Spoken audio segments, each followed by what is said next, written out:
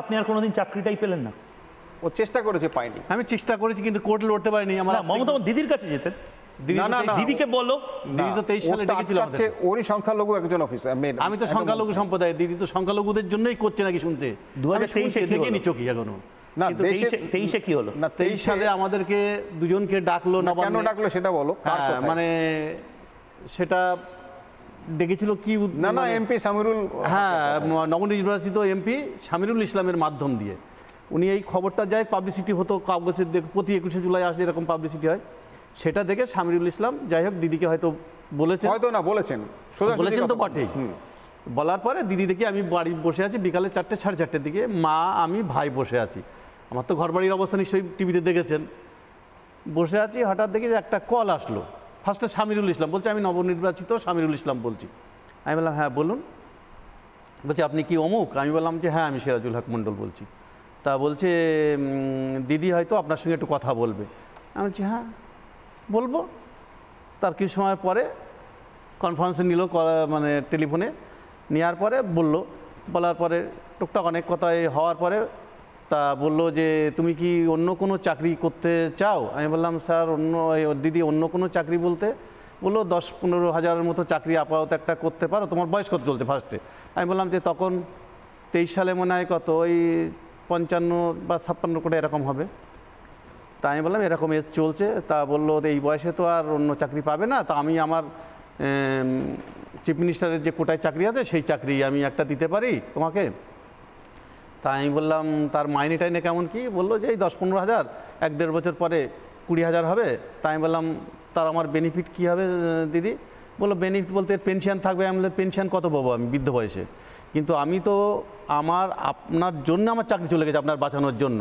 তাহলে আমার পাওনা চাকরিটুকু আপনি ফিরিয়ে দিচ্ছেন না, আপনি চিফ মিনিস্টার হওয়ার পরে সব পারবেন। হ্যাঁ আপনি পুলিশ মন্ত্রী, চিফ মিনিস্টার পশ্চিমবাংলার। তাহলে আপনি আমার চাকরিটা আমি চাইছি, আমি তো নতুন করে চাকরি চাইছি না। আমার চাকরি থেকে রানিং বরখাস্ত করা হয়েছে আপনার বাঁচানোর জন্য। আপনার চাকরিটা, আমার চাকরিটা আপনি আমাকেই দেবেন। তা বললো তাই তো, ওইভাবে তো কি করা যাবে ঠিক বলতে পারছি না। তা ঠিক আছে তাহলে তুমি দেখা করো। না হ্যাঁ 25 না 1 মিনিট, তার মধ্যে একটু ভুল হয়ে গেছে আমার। বললো যে তা নাহলে 5 লাখ টাকা নিয়ে তুমি কোনো ব্যবসা করতে পারবে?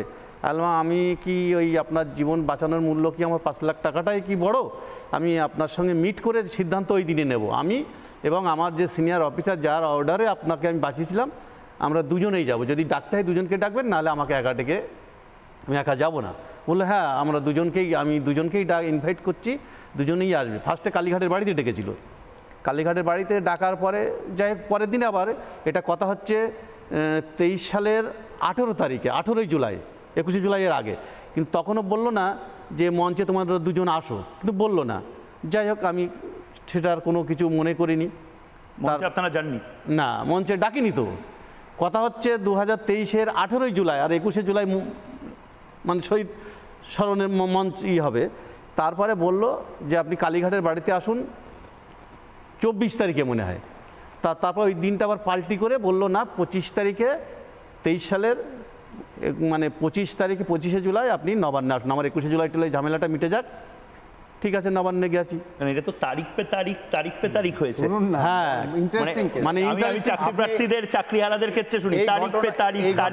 এই ঘটনা কম পুলিশদের সাথেও এটা হয়েছে, এটা আমি প্রথম মানে সত্যি এই ঘটনাটা তো উন্মোচন হয় না, যার ফলে কেউ জানতে পারে না। ওটা বাংলা আজকে দেখছে, লাইভ দেখছে এইবারে ঘটনা। আচ্ছা আপনি কি মনে করেন যে 2025-এ কালকে আপনার বাড়িতে কোনো এসবির অফিসার বা তৃণমূলের কেউ গিয়ে আপনাদেরকে একদম প্রথমের সারিতে বসাবে? সেটা তো আমি এখন সম্মান চাইছি, আমি চাকরি চাইছি না। আর চাকরি তো প্রতিশ্রুতি দিয়ে যখন পাইনি, আমি চাকরি চাই না। আমি মমতা বন্দ্যোপাধ্যায়কে বাঁচানোর সম্মানটুকু চাইছি। আমার এখন সম্মান, উনি কথা দিয়েছিল সংখ্যালঘু সম্প্রদায়ের লোক হয়ে হিসাবে আমি, কিন্তু আমার সেই সম্মানটুকু আমি তো সেই পাইনি ওনার থেকে। উনি অর্ডার দেওয়ার পরে আমার চাকরিটা ফেরত পাইনি, 2 বছর হতে যাচ্ছে। আমি এখন চাকরি চাইছি না। এখন যদি মমতা বন্দ্যোপাধ্যায় জবাব চায় বাংলাটা শোনেন, আপনি যদি ক্যামেরায় মমতা বন্দ্যোপাধ্যায়কে বলেন যে আপনি কি বলতে চান গোটা বাংলার মানুষকে, যদি একবার বলেন। গোটা বাংলা বন্দ্যোপাধ্যায় বা তার দলের লোক নিশ্চয়ই রিপাবলিক বাংলায় ময়ূকের এই অনুষ্ঠান দেখছে, তাদেরকে কি বলতে চান কালকে 21শে জুলাই, আরেকটা 21শে জুলাই? আমি আমার একটাই মানে দাবি থাকবে, যারা ওনার জন্য করেছে, যারা বাঁচানোর জন্য চাকরি বা জীবনে রিস্ক নিয়ে ফ্যামিলির দিকে তাকায়নি, ওনার জীবন বাঁচানোর রিস্ক নিয়েছে। আজকে তারা, আমি তো চাকরিহারা, স্যার তো চাকরি অনেক লোডের চাকরি পেয়েছেন সুপ্রিম কোর্ট হাইকোর্ট করে, কিন্তু আমি তো সেই পর্যন্ত যেতে পারিনি। আমি সেই আপনি উদ্দেশ্যে চান শুধুমাত্র আপনার সম্মানটুকু দিয়ে 21শে জুলাইয়ের মঞ্চে গোটা পৃথিবীকে আমাকে অন্তত এই গল্পটা বলুন। এই প্রসঙ্গে আমি একটু কথা বলবো, হ্যাঁ। সুবিধা হবে একদম ও ছোট ঠিক করে। বোঝাতে পারছে না দৃষ্টে।